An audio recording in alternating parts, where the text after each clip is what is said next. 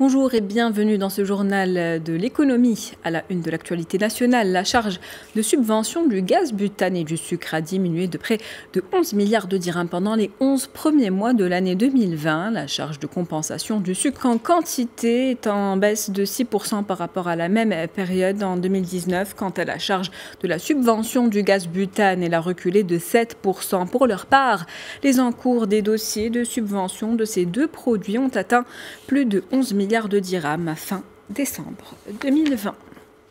On s'intéresse à présent au secteur automobile au Maroc. Les ventes de voitures neuves ont chuté de près de 20% en 2020 par rapport à 2019. Elles se sont élevées à plus de 130 000 unités vendues, des chiffres révélés par Adil Benani, président de l'Association des importateurs de véhicules automobiles au Maroc.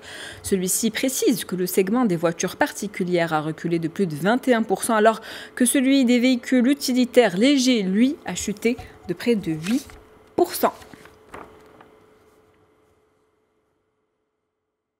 Un peu plus loin, en Algérie, la compagnie nationale Air Algérie a été classée en 2020 comme l'une des compagnies aériennes les moins sûres au monde. C'est ce qu'indiquent les données publiées par le site Airline Ratings. En 7 ans, Air Algérie n'a eu qu'une seule étoile en termes de sécurité au sein de ses avions. Et dans le dernier classement d'Airlines Ratings, Air Algérie n'a eu aucune étoile. Rappelons que depuis mars, la compagnie aérienne a enregistré des pertes estimées à plus de 245 millions d'euros. Selon le PDG de la compagnie aérienne, la situation financière d'Air Algérie est actuellement difficile.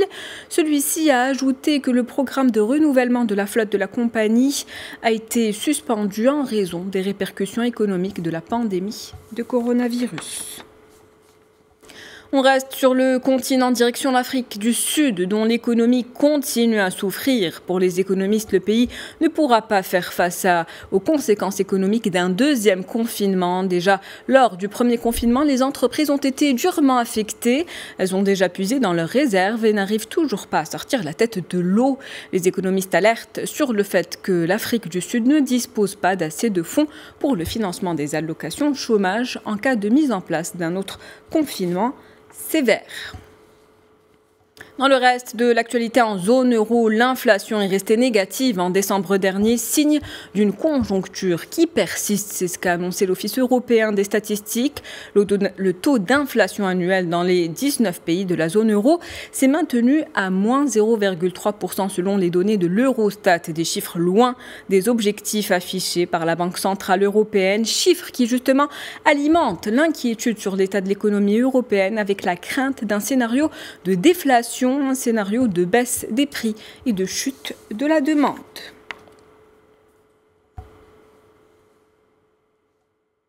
Et la crise n'épargne aucun pays. En France, l'année 2021 s'annonce difficile pour l'économie. C'est ce qu'a prévenu ce jeudi Bruno Le Maire. Le ministre français de l'économie a assuré vouloir soutenir les secteurs les plus impactés par les conséquences économiques du coronavirus. Le plus difficile est devant nous. Il va falloir faire preuve d'une force de caractère considérable, a-t-il affirmé. Et oui, le virus est encore là, mais Bruno Le Maire reste positif et réitère l'engagement de l'État vis-à-vis des entreprises exerçant dans les secteurs les plus touchés comme l'hôtellerie, la restauration, l'événementiel, la culture ou le sport. Le ministre le clame haut et fort. Tout l'argent nécessaire pour une relance de l'économie sera mobilisé par l'État.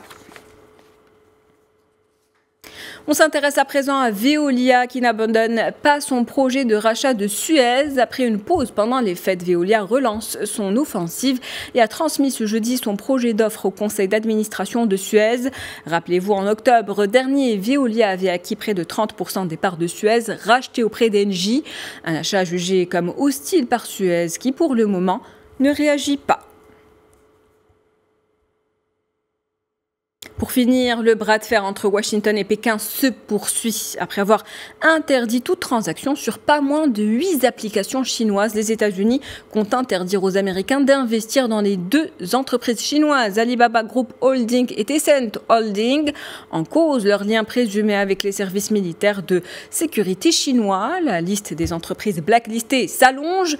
Déjà en milieu de semaine, la bourse de New York avait annoncé qu'elle allait radier 3 grandes sociétés de télécommunications chinoises, China Mobile Ltd, China Telecom Corp et China Unicom, des décisions que Pékin continue à condamner. C'est la fin de votre journal de l'économie. Merci de l'avoir suivi. Restez avec nous. L'information se poursuit sur Média.